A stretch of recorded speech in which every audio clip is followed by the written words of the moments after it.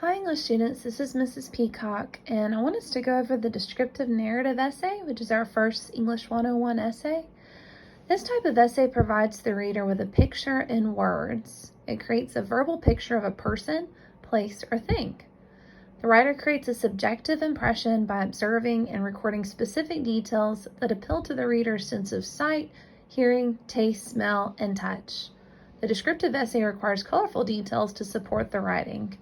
So for instance, if you're writing about the beach, you wouldn't just write the beach was pretty. You would describe how the sun reflected on the waves, the sounds of the seagulls above you, and the sensation of the sand under your feet.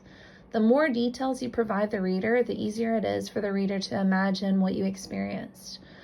Since this paper is about something you've seen or experienced yourself, you are already the expert.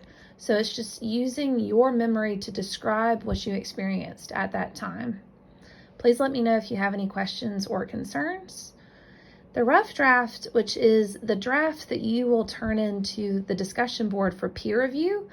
Peer review is when your students or your fellow students are going to read over your essay and give you feedback on ways to improve it. The rough draft will be due Wednesday, June 7th by midnight, and you'll turn that into the discussions area of Blackboard. It'll be worth a daily grade and attendance score for that week. And your final draft, which is the essay that's finished, polished, ready to be graded, is going to be due Wednesday, June 14th by midnight. And you'll turn that into the content area of Blackboard in the week 4 folder. And I literally put on there, submit your descriptive narrative final draft here, and you'll submit it electronically that way. You will need to attach it as either a Word doc or a PDF. Don't put a Google Doc link because typically I'm unable to open those. This paper is worth 15% of your final grade. So, excuse me, a chunk of your average, but not a huge percentage compared to some of your other papers. The length of this essay is fairly short. It's between 500 to 750 words in length. If you go over, that's okay, but try not to go a lot over because I don't want you to turn in a lot more work than your classmates and get a comparable grade. But just make sure that it's over 500 words and around 750 at most. If you go into 800, that's okay, but try not to turn in. I've had some students get carried away and turn in a 1,000 word essay, and that's double the length of some of their classmates' essays. So just try to remember to stay in that range so that you're not doing excessive work compared to your classmates. The formatting is 12-point Times New Roman font, double spaced with MLA heading and style. MLA is the Modern Language Association formatting style, and all of your English classes will utilize MLA formatting. At this point, get out your Seagull textbook. That's the textbook required for this course, and refer to page 192. Page 192 in the textbook has a really good example of MLA formatting. Notice the formatting starts with your name, my name, the course, and the date that it's due. Also notice the page number and your last name go in the upper right-hand corner, and the title is centered right underneath the header. Also notice it's in double-spaced Times New Roman font. But this is a really good page to check out, page 192.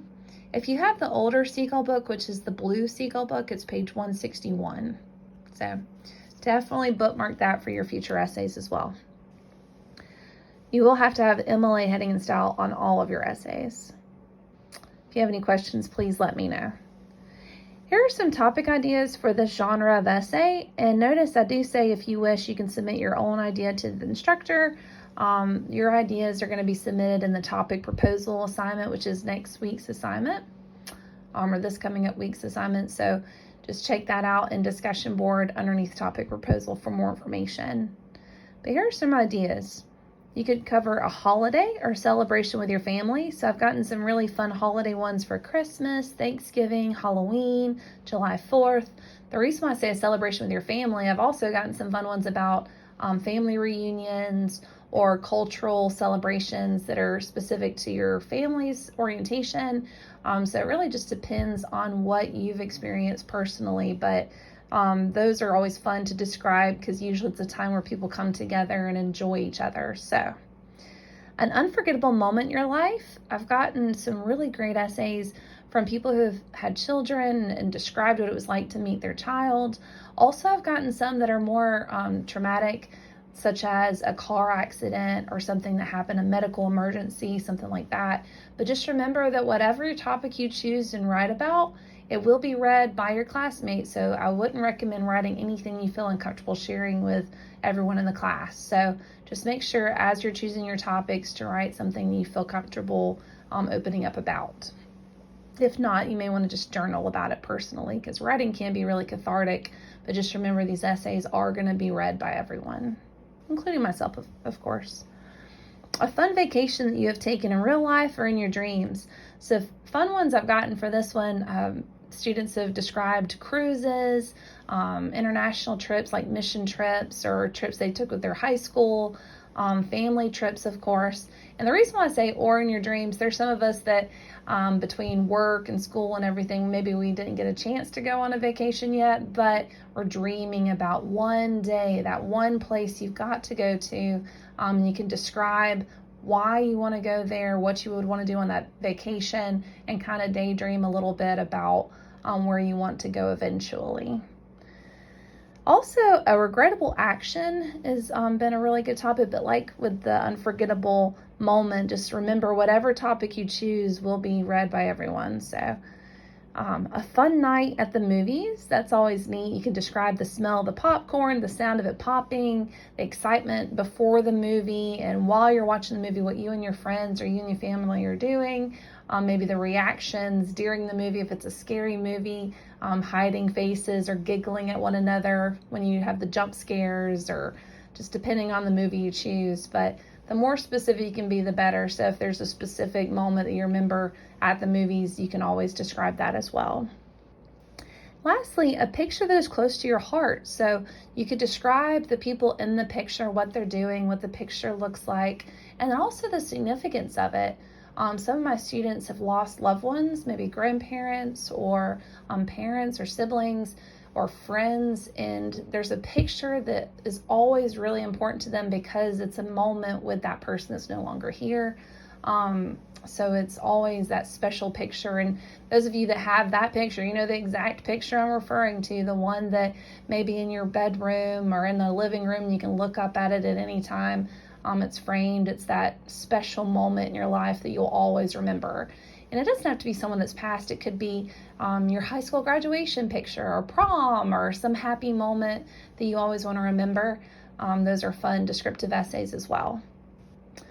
I have a final draft late submission rule, but it's simply 10 points off every day late on that final draft due date. So just make sure you're punctual and turn in your final drafts when they're due, and you won't have to worry about any late submission points deducted.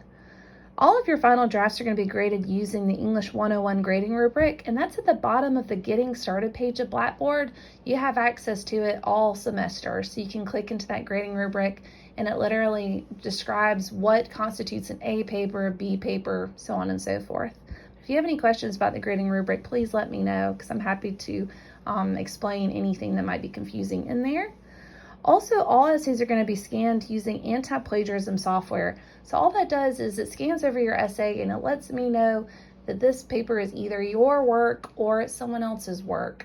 And that's just something to know going forward to not plagiarize, don't cheat, don't be tempted to buy an essay online, because I will know and we'll have to have a conversation if it occurs. So I've also got a section for brainstorming and outlining, because some students like to write notes on their topic sheet as they're developing their ideas, but you're not required to turn in your handwritten notes. This might just be a good jumping off point for you. So please let me know if you have any questions whatsoever.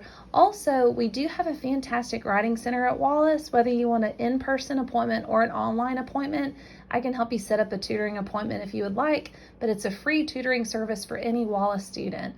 So not only am I here to help you write your essays, but you have qualified tutors who are fantastic at tutoring students who are writing their essays, and especially students that may struggle with writing or have writing anxiety. You guys definitely can benefit from a tutoring appointment. So if you have any questions, please let me know, but otherwise have a fantastic day.